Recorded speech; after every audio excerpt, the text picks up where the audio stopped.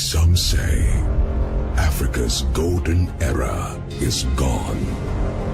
A time when great African kings and queens built their dreams into empires, stretching across the continent and beyond. But we say a new era is upon us. A new set of African kings and queens are on the rise. Driven by the same wealth of character as the kings and queens before them. Building new empires of enterprise with the right partnership. So rise up wherever you are, new kings and queens of Africa.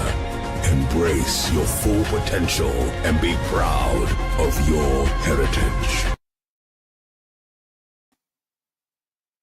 Good evening, good evening, good evening. Welcome to another experience of the New Africans. Now, this show became in the development when we had a group of individuals transition over the Jordan to get their African names and join the journey, not only of searching for the divine self, but also toward the liberation of our people. So today's topic, and we've been talking about different topics in the last time we had a topic, we talked about self-determination, but I wanted to look at it as a larger scale. So we're talking about the liberation theology and the concept of building a nation inside a nation. Now, we had started a tradition of having an elder, but last week we had a community meeting that made us not actually live stream. And so the community meeting was, we went to the community meeting and it was canceled. And so now they said the community meeting is actually tonight. And we have two individuals that chose not to cancel. Now, I didn't want to pull any of the community elders out of the meeting. So as a respect to their relationship and the connection and the leadership, we sat down and said, okay, the group called and said, hey, Reverend Ajay, we would like to do the show. And so here we're doing the show. And we have the twins. Y'all twinning tonight. Sister Nia. Y'all twinning tonight. Unplanned. I showed up on camera and was like, y'all called each other and was like, we hey, did girl. not. I did talk to her this morning because that's my sister. I talked to her a couple of times, but had no idea that we were the whole time. Look, even the locks. I had my hair in a ponytail earlier today. I took a shower before, it's down now, but yeah. Rocking the sacred red and black in our community. Y'all know that, right? Classic colors. And honestly, that's why I chose it, because my favorite color is yellow. So I was like, I don't want people to be like, oh, she trying to just evoke yellow. Maybe she trying to like, I don't know. Let me switch it up a little bit. If that's your spiritual color, let your spiritual color be your spiritual color. Come on, O'Shawn. You're not right. That's what I was thinking. I didn't want people to be like, oh, she trying to be O'Shawn. I'm like, there we go. I can do love, fertility. Right. So if it's your spiritual color, just let it be. Let it be. That's right. So we don't have a Zola up here, so I'm going to represent the Y chromosome in this conversation. The divine masculine, holding up against this divine feminine energy. Hey. Now, well, check in. How y'all doing this week? Everything is okay? Yeah, I'm ready to hop into it. Okay. All right. There was a discussion about the group getting larger, the New African group getting larger. How's that looking? So we do have more members in our group. Okay. With our community, we do have different support groups. And so I have invited them to be in this space, but we are not about telling people to do things. Right. It's about your choices. And I've heard one of the young brothers, he was saying, I might, join in, but again, I don't want to pressure people into doing things. It's something collectively. Right. Everything has to be before it extended. But I would love for there to be more faces here, especially with the members that did join our group. They have been in our community much longer. Some of them were even born. Well, I think all three of them were born into this community. Mhm. And so to hear the different perspectives, I've talked to them individually, but I think to share your story to, will help. It gives us a balance. So Yeah, they the not like, yeah. and so I came up with thought about the concept of a seasoned new African, seasoned new African. And then understanding that, and this happens in our community, and I will pose, since we don't have an elder, I'm going to let my 30 plus years represent a little wisdom, maybe. And so when I thought about them extending the group and the individuals that were coming in, the concept of being a seasoned new African, meaning that we've been, you have individuals who have been a part of this community and they also have been born in this community. But there were classes and books and certain rituals they didn't necessarily go through. And so this would also be a conversation or a place where the seasoned new African could actually experience some things that they haven't experienced being here longer than you guys. It'd be something new. I think that would add, like you said, a different flavor. How does it feel like to be in the experience and still learning? Basically, you're part of, they assigned you to the new African group. And so that means you're seasoned, but you're yet still new. So I think that works. And so tonight's conversation, liberation theology. Liberation theology and the concept of a nation within a nation, building a nation within a nation. Now, when I think of liberation theology, one of the things that I'll start with is understanding Garveyism. And so in basic, instead of just diving straight into the liberation theology, but I took it from Garveyism. My personal understanding was Garveyism. Then from Garveyism, it went to Pan-Africanism. And then from Pan-Africanism, then my understanding of liberation theology developed. And it came, well, I'll ask you, what comes to mind when you heard or hear, if it's for the first time of y'all discussed it in orientation, what came to mind when you heard the words liberation theology?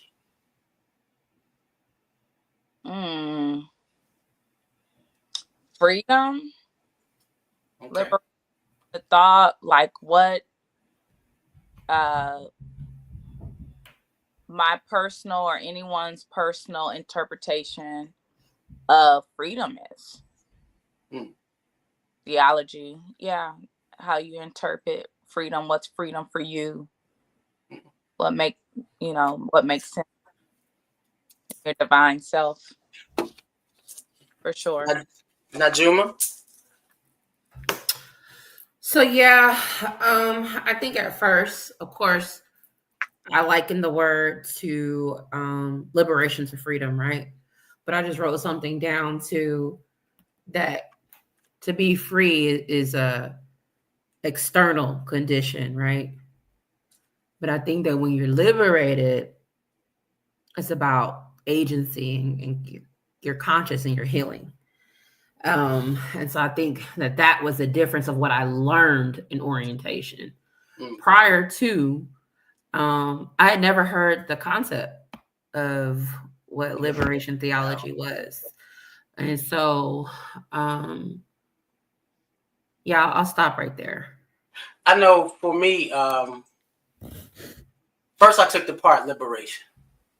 And in that statement of liberation, it happened in two stages when I first heard it and I became to understand it in this environment. So liberation is that freedom of mind, body, and spirit toward anything that obstructs you from manifesting your higher self. And then you have the physical aspect, which is more of a Black power political movement, where the ownership of the institutions around you, where the institutions that govern your life actually are straight for your benefit. And this is where we get in today's world. We call it the all Black everything, having our own schools, our own hospitals, our own police force, our own everything, our own farms, our own grocery stores. It's the all liberation is the all black everything. It's that political movement that creates institutional power. And that was explained by Jeremiah J. Baby Osmond, where it was like, hey, you can't, how can you embody or jump into the spiritual aspect of the divine self, yet it does not show in anything that you do when you live daily. And with the PAOCC, one of the things that Jeremiah Baby Ajiman said was the church needs to be the forefront of the movement where black people, it affects our lives daily. If it's not affecting our life daily, then it is not a religious institution. As well as the issue with Garvey. It wasn't when you're dealing with the liberation theology and it's a part of your faith, then the development of political, social, economic power and foundation becomes a divine responsibility. Because they said, in that space they were dealing with in Garvey, it was a give and take. Harriet Tubman said, I would free more if they knew they were slaves. So people can choose not to, but then if it's a divine responsibility, if God frees you go through God to free your mind, your body, and spirit. Well, you don't necessarily completely free your body if your body is oppressed by another society. Mm-hmm. And so what level of fight do you put up if it's not, if your faith doesn't tell you that in God you struggle to build something that reflects God? Is it really spiritual? It's funny because I thought about that when I first left our new members meeting, when I joined, and I remember saying, and I think I looked at it today, was faith with fight. This is a faith with fight. Because growing up in Oakland, again, I go through that. It's a true paradox because you're in an area, me particularly, I say it proudly. I'm from deep East Oakland. And I say that because I need people to understand that I come from a historic place where we were about political movement. So it's in the streets, even though there's a lot of violence, there's a lot of other things that you see. That was something that was in us, installed in us as kids to be revolutionaries, right? But the paradox comes growing up in a religious organization that taught us to be separate from the world, which meant that you didn't get involved in politics or protest or any type of anything or systems that would that we were being taught in school or that I was being taught by my friends or even my grandmother, right? And so that part of me always felt off because how can I sit here and watch injustice? And again, growing up in Oakland, growing up near LA, we seen police brutality all the time. That was the story of our lives, not just in recent years. How do you see that even as an organization and stay silent? So I think for me, I said, okay, I'm belonging to something now that is saying that my faith does allow me, to fight. And so that gave the language, like you said, to your spirit, which I had already felt that it's not about your spirituality being a retreat. It's almost being a resistance to that system in which we're in. And so over time, delving in more into a Pan-Africanism, learning more about Garvey, I think that has also been a tool in my faith to awaken the power that I already knew that we were supposed to be having. Yeah. Have you viewed Jesus and Christianity as a revolutionary movement before you started this journey? No, it's what made me start because it made sense. It never made sense before. I knew it existed. That it worked because of my ancestors, my grandmother, rest in peace, Robbie Clark. So I knew there was substance to it because it did make mountains move. But it made sense to me, just like make it make sense. So that I can ingest that part, that aspect of it. And that's what made me join, because I was like, finally, something I can believe in. But I always thought it was funny that you're taught you're taught mostly, or what's described is this calm individual who prayed and was preaching peace, but they never talk about him flipping the tables. Hey, like they never, you know what I'm saying? Like flipping tables, calling out leadership. He talking to the Pharisees and Sadducees, telling them their text, like you wearing this stuff on your head, and it is written. And so at first, of course, no, I didn't think of that, because again, I'm taught, we're praying and turning the other cheek, but it's in the Bible. The man was flipping over tables, y'all. So of course he's revolutionary. Probably slapped. Yeah. So when did that click? That wait a minute, you know what I mean? He's a rebel rouser. Where you getting that from? Yeah. When did that click for you? Like, yeah, and it was about money. Yeah. So point. Yeah. So okay, now I can. That's when I was like, okay, Jesus, I can relate. Okay, now we bringing them back down. Okay, he did all this. He done raised up from the earth, and he done did all these things, and letting the blind people see, and healing the leprosy and stuff. But when he started flipping tables, I was like, okay, that's something that's real. I also think that there's a connection with the Great Flood and the disconnect in the continents when they separated through water from some connect there. Because I think that science and the Bible kind of go a little bit hand in hand. And then when you make Jesus a revolutionist, it just all comes together, for me. Mentally. It has to make sense. It has to make sense. And then knowing, I always knew that, and this is how I always knew. I was like, okay, when that What Would Jesus Do movement came out, I think that's when it clicked that I'm the God. I'm the Jesus. I'm the representation. I'm the divine.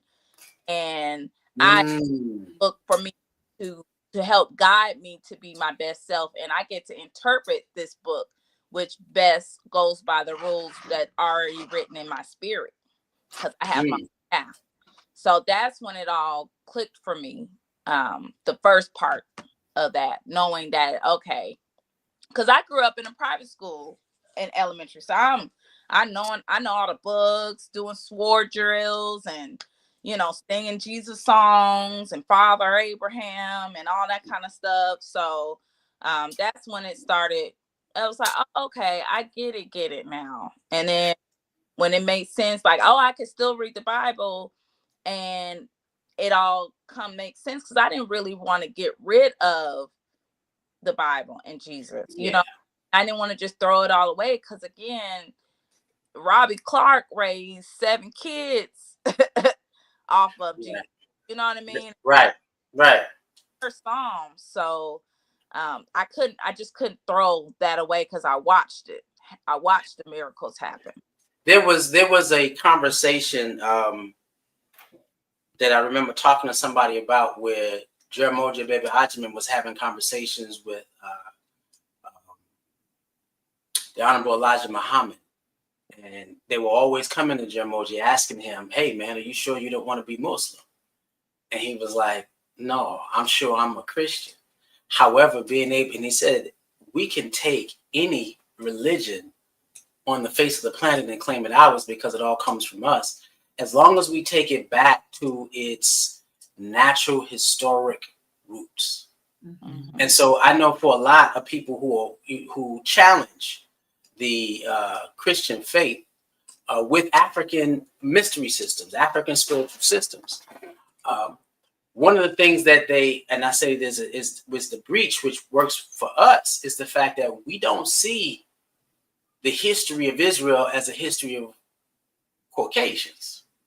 You know, and one of the things I think woke up a lot of people's eyes when they were able to actually see the more of the truth, because they said that in biblical times, Romans crucified revolutionaries. And so when the movie came out, and this is what I'm throwing a wrench in the conversation, the Book of Clarence.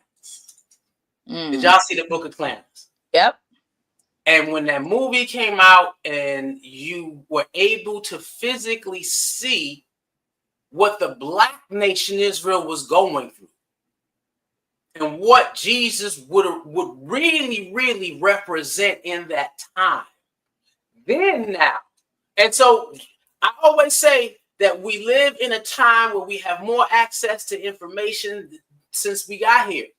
And so we're not using the access of information, which is this internet, this social media, this all this data. Now it's AI, because AI is not gonna lie. Well, they didn't poison it just yet, but AI is not gonna lie. I don't know about that. Right. But being able to sit down and say, wait a minute, to look at the movie and then grab the scripture, and look at the movie and grab the scripture. Those who have never understood that connection of him being a revolutionary now works. When you look at the biblical times in its historical age, where you have the us and them. It wasn't because they got the mindset of it's all, because when you're reading it, I know when I'm looking at it, I'm reading it as a child, everybody's white. Because ain't nobody, the only time I saw a Black Jesus was on Good Times. And JJ put it on the wall. Was as sad as you could get, but that was it. And it was Black Jesus who did it. Mama Michael went crazy. He put that thing on the wall, and I sat there and just looked at it. It was something like new, not realizing that they were pushing the envelope of history. And so being able to actually witness that, you can actually translate and see the stories of the Black nation Israel a lot easier in today's time versus yesterday. I mean, I think it also brings it back to, again, the different interpretations. Because if you're taught something, you will grow up thinking, and I think we'll talk about this more in regards to Christianity and in regards to Jesus just being in submission. I think that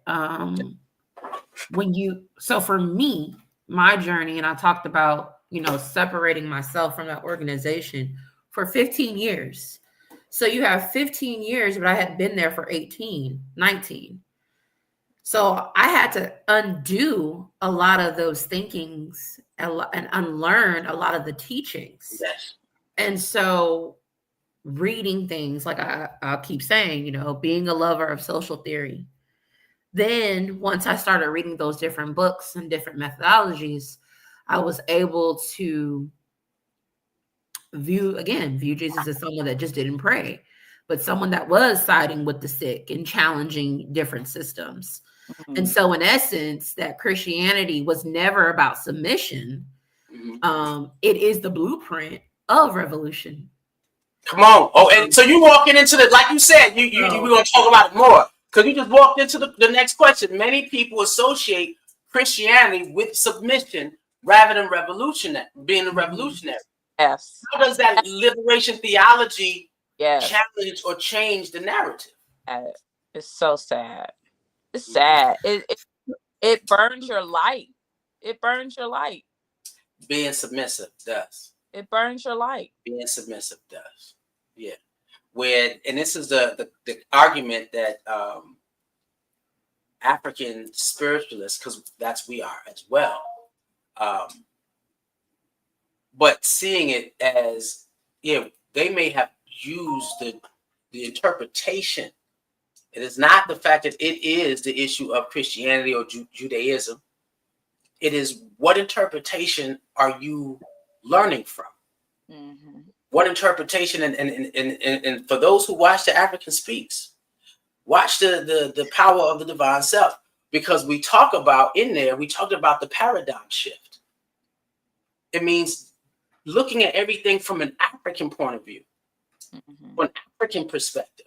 So when you sit down and say, yeah, wait a minute, as a Eurocentric, when they looked at Israel and they said, wait a minute, we can't, the Romans, we can't stop these people because they believe in a God that is so much powerful than what we have. They will always rise up. So the only way we can truly control them is through their faith and through their religion. And so that there's a whole thing where they took over that. So I don't think it's the faith. It is the interpretation of the faith that changes. So when you take a look at it and you look at it through the concept of it was African people now trying to be in Jesus's time, right? Even now in the Old Testament, there are no Caucasians. Old Testament, there are no Caucasians. Even when you say Babylon, there are no Caucasians. Caucasians come when they get to the word of Gentiles. When you start realizing, wait a minute, I'm reading an African history book. And then when Jesus comes in the picture, he is revolting against a people who wants to degrade us for the sake of our skin color. Now, usually when you're dealing with African spirituality and African culture and African lifestyles and traditions, we never oppressed each other because you were black. That was just not happening.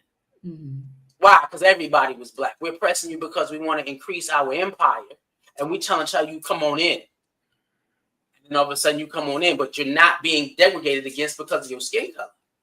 Not until the New Testament, where they come in contact. And if y'all never seen the African history class, I need to step in the African history class because I broke this down. Where the Greeks and the Romans now want access to Africa because of the amount of the trade. Merchants, they said, wait a minute, we got to go to them to eat. Let us take over all of it so we don't have to ask for any of it. They back then knew that they were the lesser genotype. And it's in their history.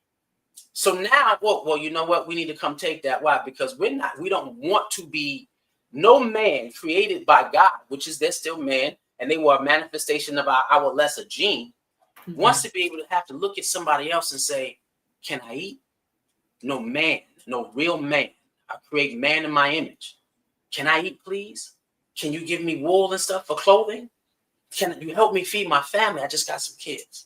No man, and this is what Garvey was saying, and this is what Jeremiah G. pushes. Garvey was saying that the only sovereignty we have is the sovereignty under God. Anything else? No. And so, yes, if you're trying to oppress a man who sees himself in the eyes of God, yeah, that's right. No, we're gonna fight because I'm not doing that. Yeah, so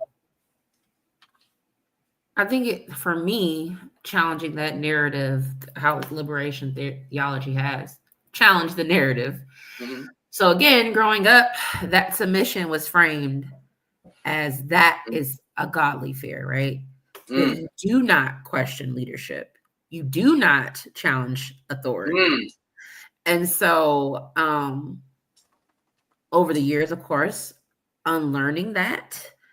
And again, I talked about the difference between freedom and liberation, because like you said, this Bible was used to enslave those, but it's also up to us to reclaim it for true freedom and liberation.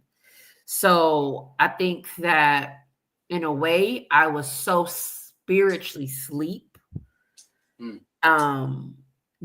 being in submission. But I think that, and I honestly think that when you're in that submission, it is a form of oppression, which is not the will of God. And so therefore, the liberation theology shook me out of a spiritual sleep, if that makes sense of what I'm saying. Yeah. There was, in the history of the shrine and been going, that revolutionary Holy Spirit, which will not long permit man to endure injustice. That's a part of the what we say our creed.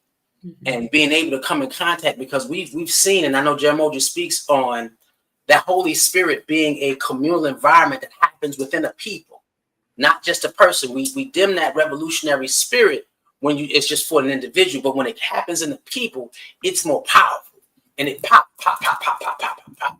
and to the point where that people now functions as a unit of one. I'll be right back. I gotta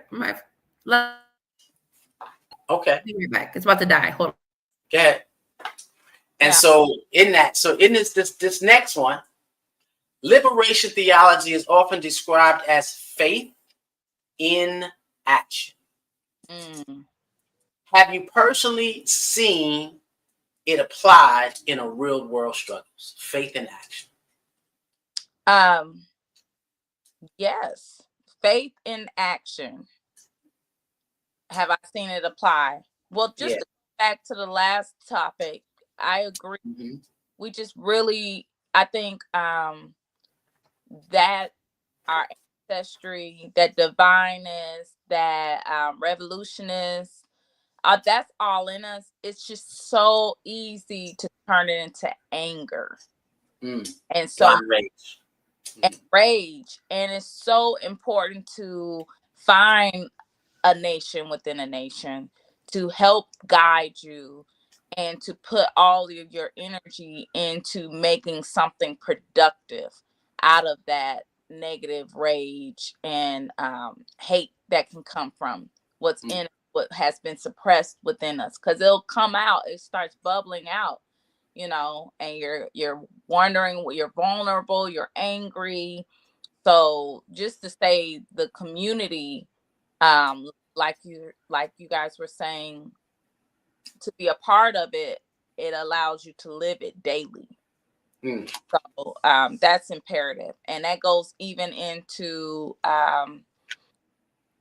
knowing that what was the question again? We said the question. I missed liberation theology is often described as faith in action. How have you personally seen it applied in real world struggles? Fasting in the past. I didn't do so well with Lent this go around, but fasting in the past, definitely.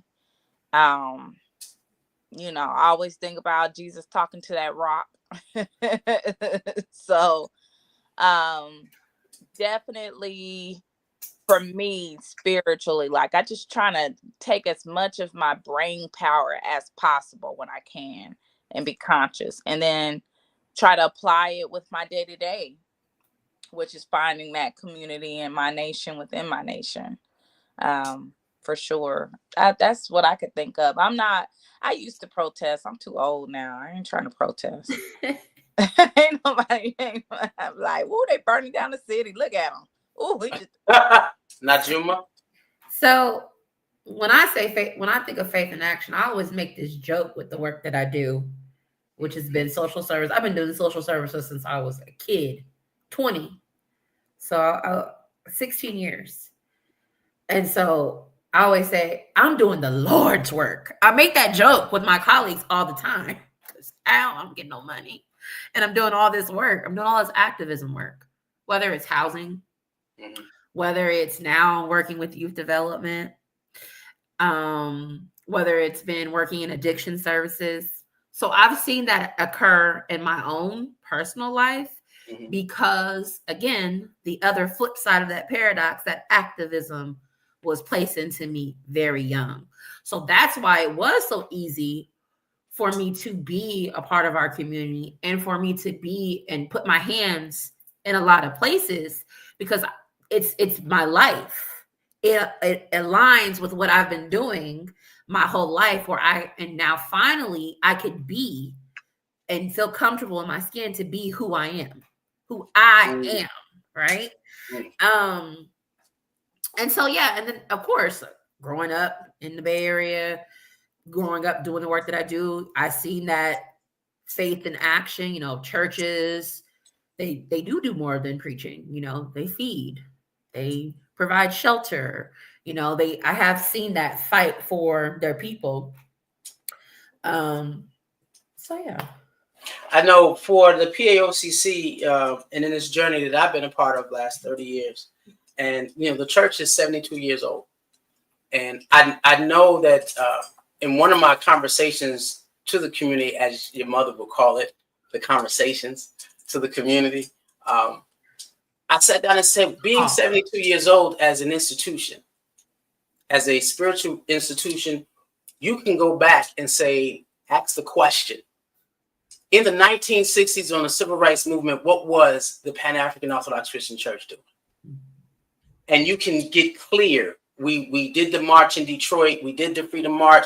We partner shoulder to shoulder in terms of constructing how to develop that march on Washington versus after the Freedom March on Detroit. We erected the largest and the biggest, even still now, mural of the Black Madonna when nobody was willing to sit down and discuss the blackness of the faith. The development of institutional power is a sign of true liberation, and watching that in action. And just look, even in the 70s, you had a lot of the Black Panther movement was faith in action. And then I could say in the 70s, where was the Pan-African Orthodox Christian Church? And in that space, you can sit down and say that was when the vision of Bugaland established, and which is now the largest Black-owned farm on this side of the Mississippi, right? There was when I came into the community, there was something called the Community Service Center, run by Cardinal Amanifu Waganga. I say that name like that because his Bible is on my altar, and I was under him for a while. And when I first joined the church, every brother comes and anytime you're looking for a job, they told me go speak to Cardinal Amanifu.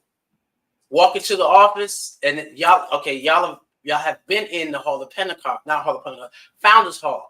Under Founders Hall is an office just as big as the Founders Hall and the Red Room put together. That was his office. Yes.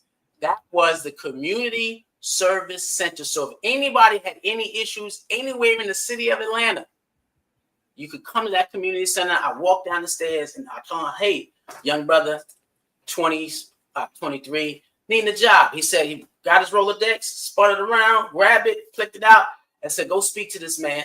Tell him I sent you.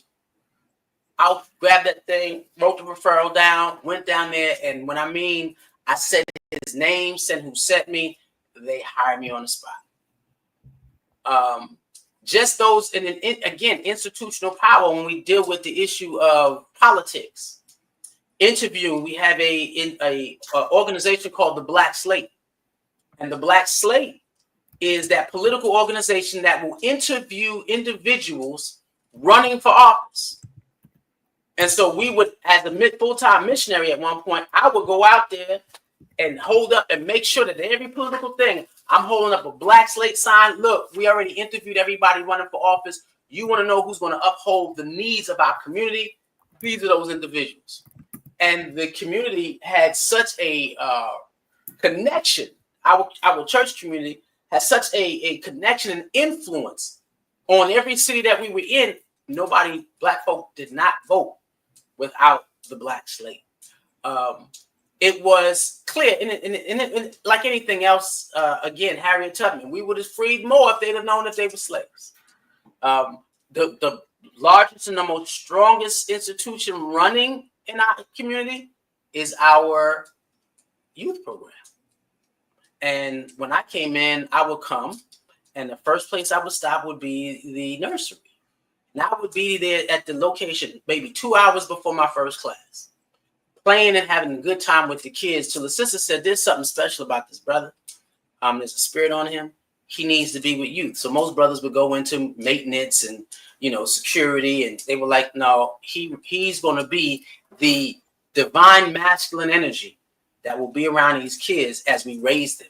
So institutional power, deeply, deeply important. And watching this particular organization for the last 72 years, will that understanding.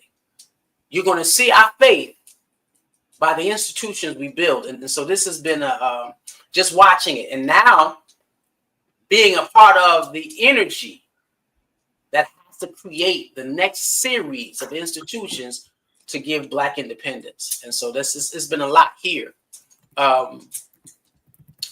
Can you be spiritually liberated yet not struggle against your oppression? Can you be spiritually liberated yet not struggle against your oppression? I don't think you can truly be spiritually free and ignore oppression. Right. Because once I stepped outside, like my spiritual box I grew up in, I couldn't unsee systems harming my people. So I might have been even quoted in saying this in Austin, that I felt, and I wrote this down, that it was one of my purposes was to be a gatekeeper of information for my people. Whether that was through housing, whether that was through grants, whether that was with whatever gifts, I wanted to be that person that had that information to bring to my people, because so many other people have been the gatekeepers of a lot of things and give it to theirs. So I think spiritual liberation unlocks my vision for that. And it's given me purpose beyond just surviving. So I think, in a way, struggling against oppression, it's become a sacred duty. And that's something that I talk about even with my children. You know, I told myself I wasn't going to bring up these kids tonight. But my middle boy, we've been listening to Bob Marley for a long time. And one of his favorite songs is War, right? And and that's one of the things he will quote, until, you know, everywhere is war, right? Right. Until everyone is free, we got to struggle against this. And so I can't transition without knowing that I struggled against it and also did my part. Because again, like I said, I feel like it's become a sacred duty. So yeah. Nia? Yeah, I second that.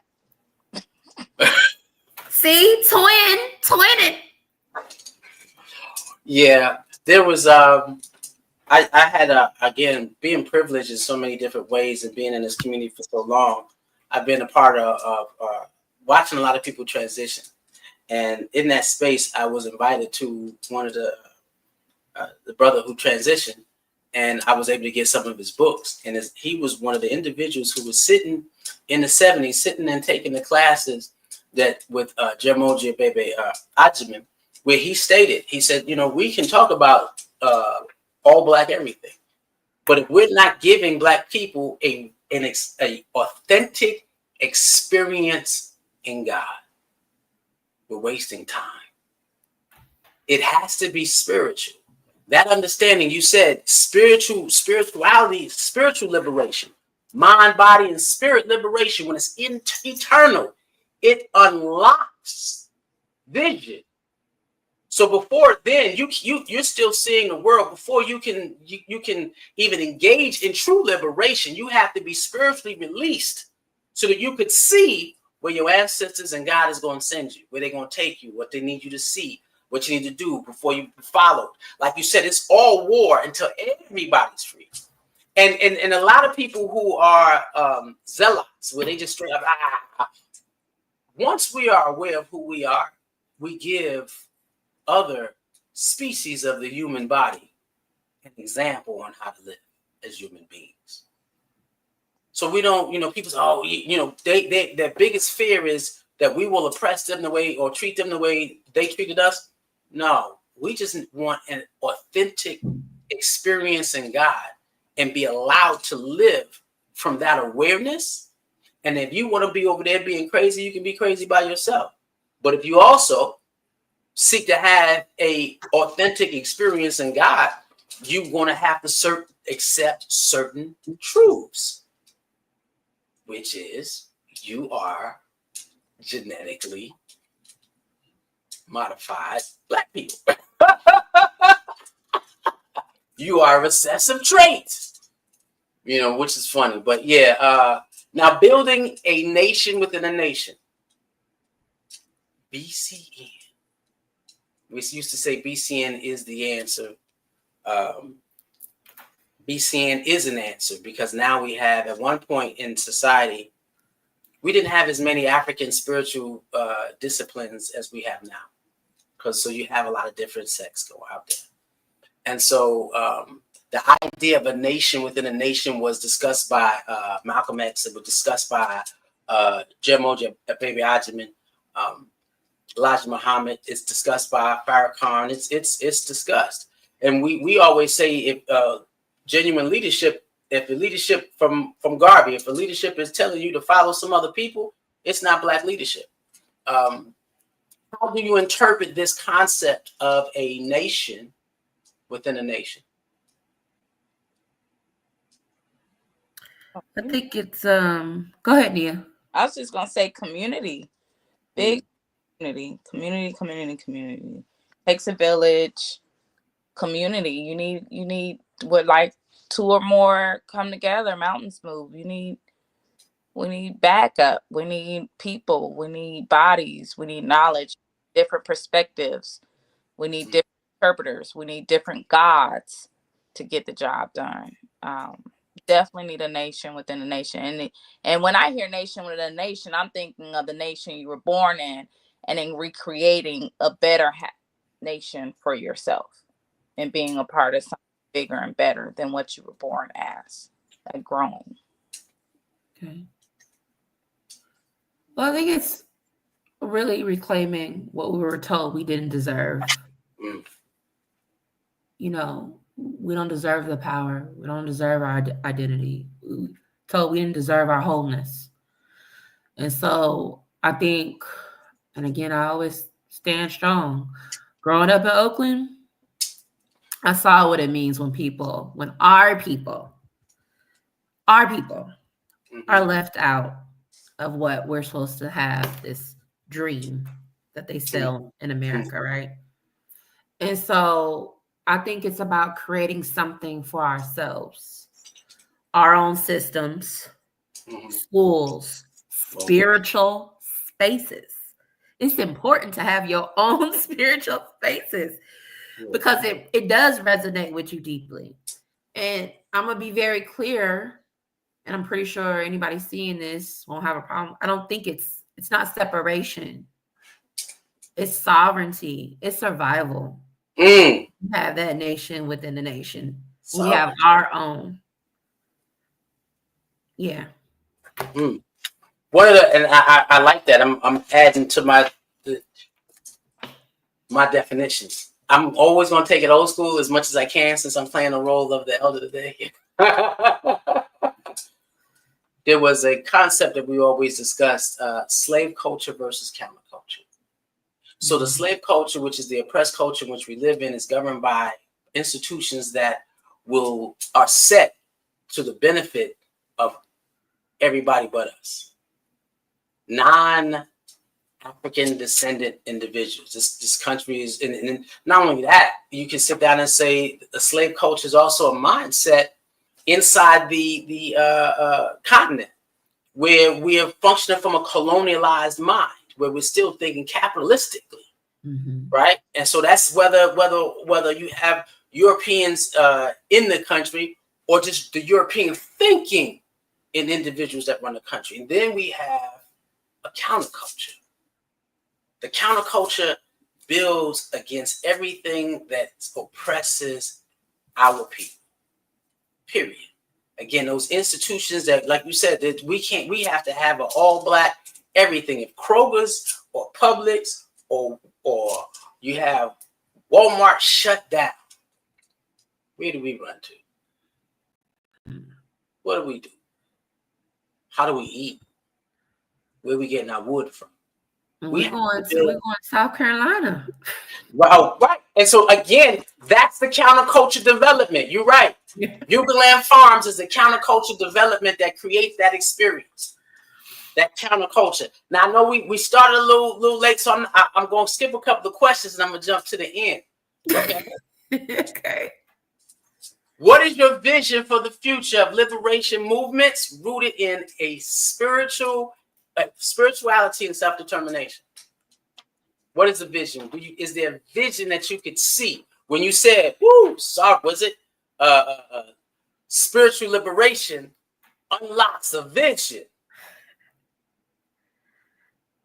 Have you had in this journey so far insights and visions of what the world could be now that you're walking down this path of experiencing your divine self? You want to go first, Nia? Yeah. No, let me get this question so I can go sleep. I'm sorry.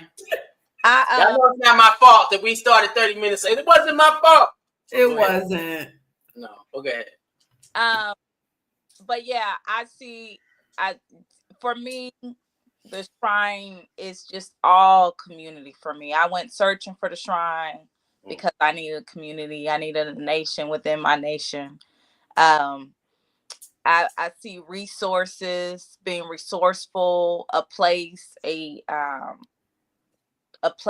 of refuge, a place of solitude, all of these things, a place of the arts, a place where to see the divine, an example, to be that light in the world, and to be an example to touch the masses. That's what I see, and it takes each individual self-determination to be able to get to that next level, to be our best self, and to fully, even for me right now, personally, I'm like, okay, I need to personally get myself stronger so that I can be a better member for this organization that I've joined. Because I joined it and I was like, oh, snap, I'm not ready.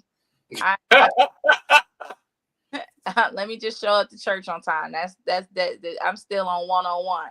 So in order for me to be my best self, every piece of me has to die. I have to do certain things, be punctual, be held accountable, go ahead and speak my vision, and apply effort into the vision that I have, my vision for the shrine. So that's just my sector, that I have for the shrine. So, yeah. Can you repeat your question one more time for me? What is your vision for the future of liberation movements rooted in spirituality and self-determination? So, I'm going to take one from Bishop Ayana and you. Ancestors talking to me, y'all. No, I literally wrote down liberation is when you break out of the box in all aspects. I don't know where that came from. So for me, my vision is a network of Black communities across the globe. So sounds like I'm gonna just drop my vision. It sounds like World of Akiva. So I'm not done. Spiritually aligned, economically free, where we share land, love, language, dance, movement, where healing is truly sacred, because I don't think we do enough of that in our communities. And where whatever struggle you may be going through is now collective. And so we break the boxes, right? We break out of the box of oppression, and we build something new in its place. And I think that's the world that I'm willing to work for and co-create. I know. We're about to go. Spiritual liberation unlocks vision, and me spending these years in our community definitely unlocked the vision of what my purpose is. And so, being assigned to Black youth, I was able to have the vision of seeing our community create these institutions that partnership not with just individuals who or organizations that walk side by side in our particular faith practice, but just with the concept of uh, unifying the African diaspora as a whole. And so I see pockets of Akibaland Youth Academies. I actually called Senegal. They're building something called the Akibaland Village in Senegal. And by just happenstance, I said, let me send them a text message. And they immediately replied, hey. And I sent them a clip of the website and what we do. And he was like, if you can find the finances to come to Senegal and build this particular youth program in Senegal, he said, we'll give you, we'll make sure that we have a pocket of the property for you. And it was just me tossing a little pebble out, and that happened some years ago. But it let me realize, and everybody that I see and I share and I show, they understand it. This particular vision was given to me by our community, and I accepted the role without having to be even given the responsibility to say that this is what I'm going to build. It is my job to make sure that I connect Black youth of the African diaspora all over the planet. That was the vision that was given to me, and I said I will adapt to every. Jeramogi, before I go, Jeramogi came back to the shrine. Came to Atlanta one year, and at this time, way before COVID, and I had just started accepting my role in this. And so he sees the seasoned IJ get up when he comes in, raise my hand, and 30 kids stand up, and we all walk around. He had a conversation with some of the still now full-time missionaries saying, wait a minute, it doesn't matter how old he gets, he is still the Pied Piper of Black youth. And I smiled when someone told me that. Bishop Ayana actually told me the conversation. And she said, he sees you. And I was shocked because I don't do anything to be seen, and I don't sit down and I don't ask to be told. I just do what God has called me to do. And I don't care who's watching. I'm going to just move forward, because if God called me to do it, I'm going to just do it. And in that space of accepting that vision, regardless of whatever consequences I get or go through, I'm going to go through them. But I'm not going to transition without telling the Creator, I tried to implement the vision you gave me to produce what I need to produce within the community that you assigned to. Amen. And that's it. And for that, man, Ajay Akono to Himba to the Nagwe. Prophet, it is your turn. Stand as a nation, because God is with us. We got it. I thank y'all so much for coming in. And so I apologize for the mix-up with the schedules in the community. Next week, we should be on time. If you can get some of the new Africans to come through, get them on to come through. If not, we're going to do what we're doing. With all that being said, y'all, peace. Peace, love. One little love. You got it. Hey. Let's get it.